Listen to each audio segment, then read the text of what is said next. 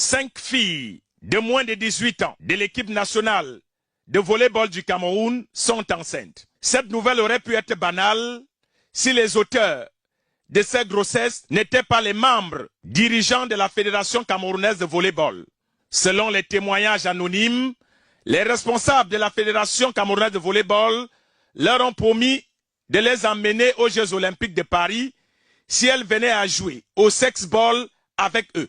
Aujourd'hui qu'elles sont enceintes, elles n'iront ni aux Jeux Olympiques, ni aux Jeux Paralympiques.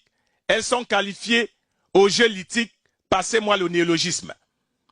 Même les prières liturgiques ne pourront pas suffire pour que leur rêve d'Olympiade redevienne réalité. 5 grossesses données par les membres de la Fédération de volleyball du Cameroun, c'est assez original. Le volleyball camerounais est donc en train de prendre un autre virage. En français facile, on dira les papas à la barbe blanche, avec des âges, de l'âge de la pierre taillée de la Fédération camerounaise de volleyball, ont enceinté les enfants de truie, toutes mineures. Et certains murmurent qu'ils disent que la chèvre broute là où elle est attachée. Mais ce scandale sexuel de trop enregistré dans cette fédération, devenue fédération de voleurs de sexe, doit désormais être dévoilé pour que ces volleyeurs aillent voler ailleurs. Comme ils ont dit que la chèvre broute là où elle est attachée, nous leur disons aujourd'hui, c'est au même endroit où cette chèvre est en train de brouter que le serpent viendra à la mode. La désormais Fédération camerounaise de sexball, on en a ras-le-bol. Tout le monde soupçonnait cette affaire, voyant nos volleyeuses arborer des shorts cintrés, moulant, collant, parfois sans talent, laissant transparaître le fil du string entre Adam et Ève.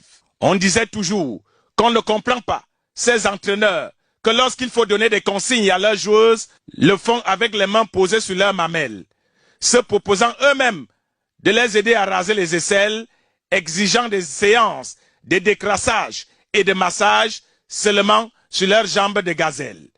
L'évidence d'un finish dans les vestiaires en mode sexuel était donc devenue inéluctable. Quand les filles de volleyball se plaignaient partout au pays, on les accusait d'être animées par un esprit de Jézabel. Voilà donc la bosse qui a fini par apparaître sur le visage et tout le monde la voit. La Fédération camerounaise de sexball, donc l'incompétence managériale est de rang magistral.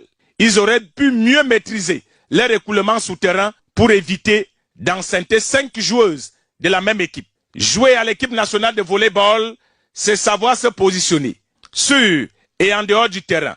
Les vestiaires ont été transformés en civières où l'on oblige nos joueuses à nettoyer le sol sans serpillère avec une position arrière bien enveloppée. L'équipe nationale féminine de volleyball du Cameroun n'ira donc pas aux Jeux Olympiques. Elles ont manqué d'aller participer à la phase de qualification à cause des visas. Aujourd'hui, en lieu et place des Jeux Olympiques, elles se sont retrouvées en train de faire des courses hippiques dans les lits paralympiques de leurs encadreurs.